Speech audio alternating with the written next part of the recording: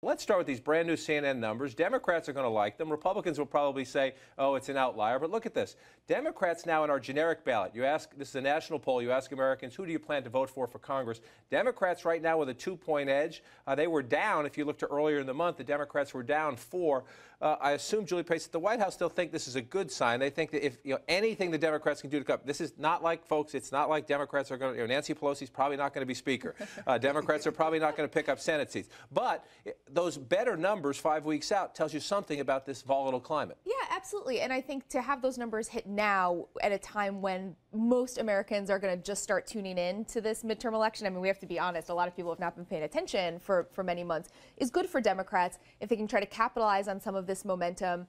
I think one of the challenges for the president, though, over the next couple of weeks is going to be, what does he talk about? As we get deeper into this poll, there's going to be a lot of questions about national security, about the Islamic State group. But for a lot of Americans, it's still the economy. And what kind of message can he send on the economy over the next couple of weeks, I think could be key to whether Democrats pull this out or not. So let's look a little deeper. Forgive me, but let's look a little deeper before we get into it. Because this shift, Democrats now with a slight edge in what we call the generic ballot for Congress, is all because of men. The gender gap is about the same. Women are still voting for Democrats. But if you look now, look at the choice among men. Democrats doing much better. They're still losing among men, but they're doing much better than they were a little bit ago. And Ron, I'm going to connect it to this. How is Congress handling ISIS? 33% approve of how the Congress is handling the ISIS debate, 60% disapprove. And to Julie's point, let's get this last number in. We did ask voters, though, what's most important to your vote when you decide to vote for Congress? The economy still trumps, but 29%, that's moving up as an issue. ISIS, how much is that becoming a campaign?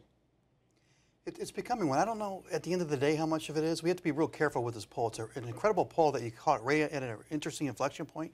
I think it reflects how good of a week, maybe 10 days, that President Obama has had with ISIS. He went to the UN, gave a very strong speech after a very clear speech with a plan about, 4 or 5 days before that.